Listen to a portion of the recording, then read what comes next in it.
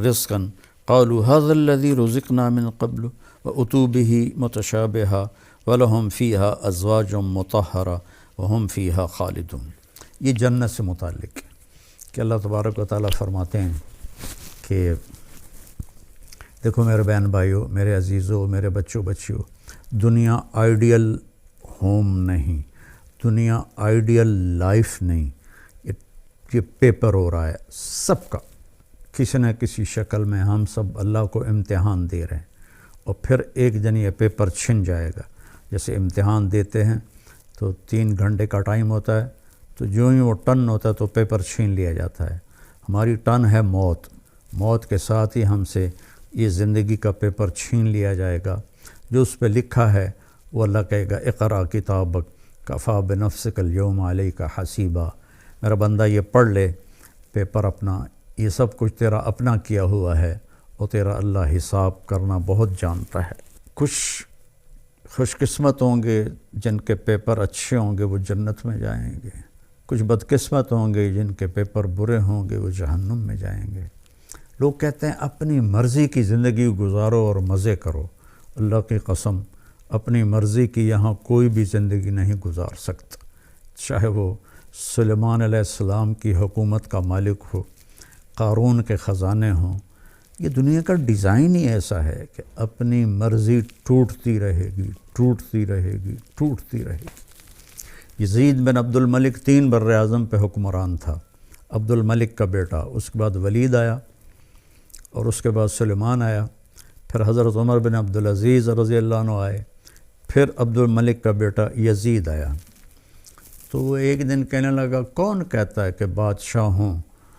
کی زندگی مزے کی نہیں ہوتی اور وہ اپنی مرضی کی زندگی گزار نہیں سکتے؟ میں آج کا دن مزے سے گزاروں گا اور اپنی مرضی سے گزاروں گا، اور حکم دیا کہ محل کے دروازے سب بند کر دو اور مجھے کوئی خبر نہ سنائی جائے، حکومت کی، بغاوت کی، کسی چیز کی مجھے کوئی خبر نہ سنائی جائے۔ اور اس کی ایک باندی تھی حبابہ، وہ بہت حسین تھی، تو اس کو وہ لے کر اپنے محل میں بیٹھ گیا کہ آج کا دن میں حبابہ کے ساتھ مستی کروں گا۔ تو باتیں کرتے کرتے اس کو اپنی گود میں لٹا لیا، اور انگور پڑے تھے تو ایک دانہ اٹھاتا اور اس کے منہ میں ڈال دیتا، وہ اس کو کھا لیتی، پھر دوسرا دانہ اٹھاتا اس کے منہ میں ڈال دیتا، اس طرح کی ایک مزے کی شکل بنی۔ پھر ایک دانہ اٹھا کر اس کے منہ میں ڈالا تو اس کے حلق کے اندر جا کے پھنس گیا، تو اس کا کھانسی، سانس کھڑا، وہ دانہ نہیں نکلا، اور یہاں تک کہ وہ اس کے سامنے تڑپ تڑپ کے مر گئی، اور اس کا مرضی سے گزارنے والا دن سب سے زیادہ اس کے لیے خوفناک دن بن گیا۔ اتنا غمگین ہوا، 3 دن تک اس نے اسے دفن نہیں کرنے دیا، اس کی لاش سامنے رکھ کے بیٹھا رہا۔ تیسرے دن اس میں بدبو پڑنے لگی اور جسم گلنے لگا، تو پھر زبردستی اس کے رشتہ داروں نے، اس کے بھائی ہشام نے اسے چھین کر اس کو دفن کیا۔ تو مرضی کی زندگی یہاں نہیں، آگے ہے، جہاں یہ میں آپ کے سامنے آیت پڑھی ہے کہ وہاں موت ختم، بڑھاپا ختم، بیماری ختم، غریبی ختم، فقر ختم، غم ختم، دکھ ختم، ہر قسم کی نیند ختم، نیند بھی نہیں آئے گی، ہمیشہ جاگتے رہیں گے۔ تو اللہ فرما رہے ہیں کہ ان کو جب بھی کوئی پھل پیش کیا جائے گا تو وہ کہیں گے یہ تو ہم نے ابھی کھایا ہے، لیکن جب وہ کھائیں گے تو پتہ چلے گا کہ نہیں یہ تو کوئی اور ہے، وہ تو اس کے مشابہ تھا جو پہلے کھایا تھا۔ تو اس پر میں آپ کو حدیث سے وضاحت کرتا ہوں کہ حدیث شریف میں اس آیت کے ذیل میں ابن القیم رحمہ اللہ نے ایک حدیث لکھی ہے کہ جنتی بیٹھے ہوں گے میاں بیوی سارے تختوں پر، تو دروازے پر دستک ہوگی اور ایک فرشتہ، نوکر دروازہ کھولے گا تو ایک فرشتہ کھڑا ہوگا تھال لے کر، اور تھال کے اوپر ایسے کپڑا ہوگا، وہ کہے گا اپنے مالک سے اجازت دو، مجھے اللہ نے بھیجا ہے۔ تو اللہ کی طرف سے آیا ہوا بھی جنتی سے اجازت لے کے اندر داخل ہوگا۔ یہ عزت و جلال و کمال کی بات۔ یہاں تو آج بادشاہ ہوتا ہے، کل پھانسی چڑھ جاتا ہے۔ تاریخ پڑھو کیا حال ہوا لوگوں کا۔ وہ اجازت دے گا تو آ کر اس کے سامنے ایسے تھال پہ رکھے گا، کہا جی یہ اللہ نے آپ کے لیے تحفہ بھیجا ہے۔ تو جب وہ ایسے اس سے کپڑا اٹھائیں گے تو کہیں گے او بھائی یہ تو ابھی کھایا ہے، یہ تو میری جنت کا پھل ہے، یہ تو میں نے ابھی کھایا ہے۔ تو وہ فرشتہ کہے گا کہ اللہ تعالیٰ فرما رہے ہیں کہ ذرا ایک ٹکڑا اس میں سے لے کر آپ چکھیں۔ تو بیگم صاحب بھی بیٹھی ہیں، میاں صاحب بھی بیٹھے ہیں، تو وہ اس کو کاٹنے کی تو ضرورت نہیں پڑے گی، وہ ہاتھ لگائیں گے، وہ کٹ کے ہاتھ میں آ جائے گا، اس کو منہ میں ڈالیں گے۔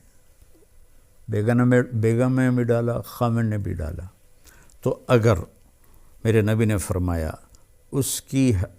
جنت میں، یہ آگے میں مثال کے طور پر عرض کر رہا ہوں، اگر اس کی جنت میں 10 کروڑ قسم کے پھل ہیں،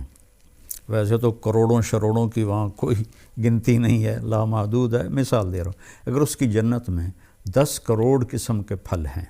ہر پھل کا ذائقہ مزہ الگ ہے۔ ہم ابھی افطاری میں چاٹ بنے گی، ہر گھر میں بنے گی، تو جب وہ 4 5 6 چیزیں ملتی ہیں تو وہ ذائقہ ہی کچھ اور ہو جاتا ہے، مکس ہو جاتا ہے۔ تو جب وہ اس کو منہ میں رکھیں گے تو ان کی جنت میں جتنے پھل ہیں، ہر پھل کا ذائقہ الگ الگ الگ اس ایک لقمے میں اللہ انہیں محسوس کروائے گا، اور پھر آواز آئے گی وَأُتُوا بِهِ مُتَشَابِهًا،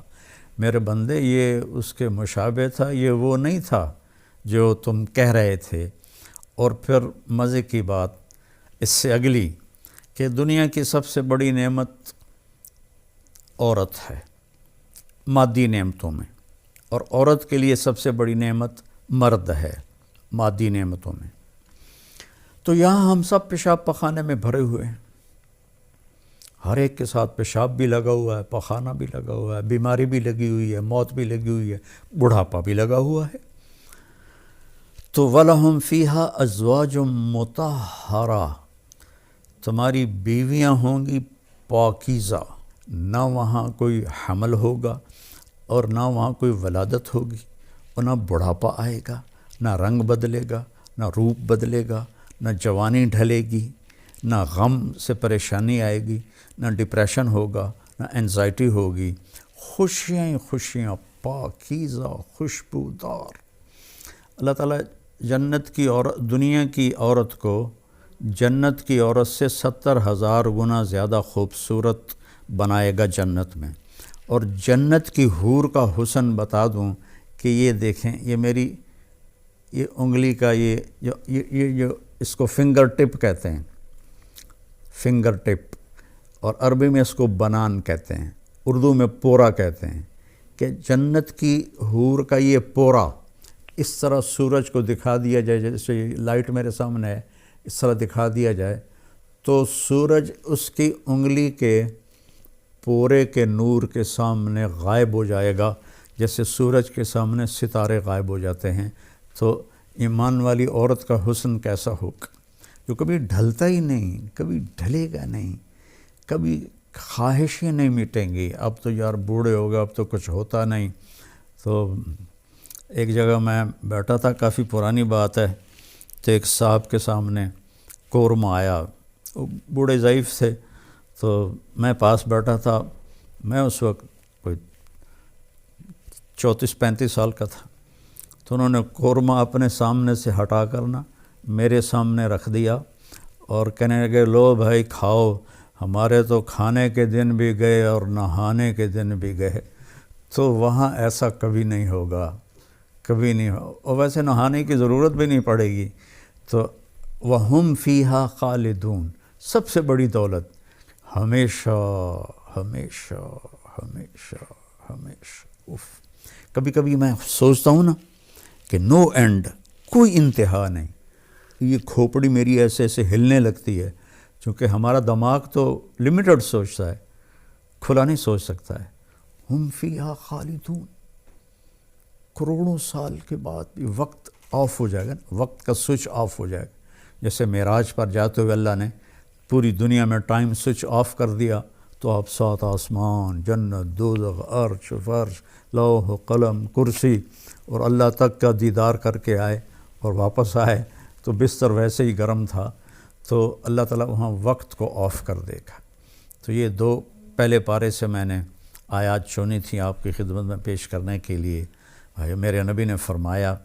کہ اطلب الجنت جہدکم،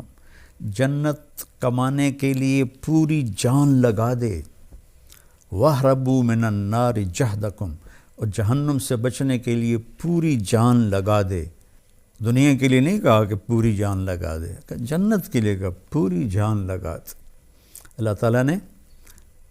جب دنیا کے لیے فرمایا تو کہا فَانْتَشِرُوا فِي الْأَرْضِ، جاؤ زمین میں جاؤ میرا رزق تلاش کرو۔ نماز کے لیے فرمایا فَاسْعُوا إِلَىٰ ذِكْرِ اللَّهِ، نماز کے لیے تیزی سے آؤ،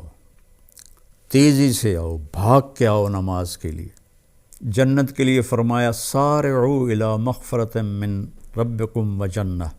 عَرْضُهَا السَّمَاوَاتُ وَالْأَرْضِ، کہ جنت کے حاصل کرنے کے لیے اور میری بخشش حاصل کرنے کے لیے ایک دوسرے سے مقابلہ کرو اور مقابلے کی دوڑ لگاؤ، جیسے کہ ٹریک پر دوڑ لگائی جاتی۔ ایک دوڑ لگا رہے تو لوگ باغ میں، جس کو جاگنگ کہتے ہیں، کوئی آگے نکل گیا کوئی پیچھے رہ گیا، وہ اپنی چال چلتا ہے۔ یہاں اللہ کہہ رہا ہے نہیں، دوڑو، ایک دوسرے سے آگے نکلو، ایک دوسرے سے آگے نکلو۔ اور پھر جب اللہ نے کہا میری طرف آؤ تو سب سے طاقتور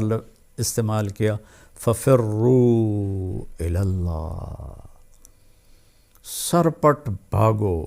سرپٹ بھاگو اپنے اللہ کی طرف۔ اور فرار اس دوڑنے کو کہتے ہیں جس میں کسی چیز سے ڈر کے آدمی بھاگ رہا ہو تو اس کی رفتار تیز ہو جاتی ہے۔ تو اللہ تعالیٰ کہتا ہے میرے سوا ہر چیز تمہارے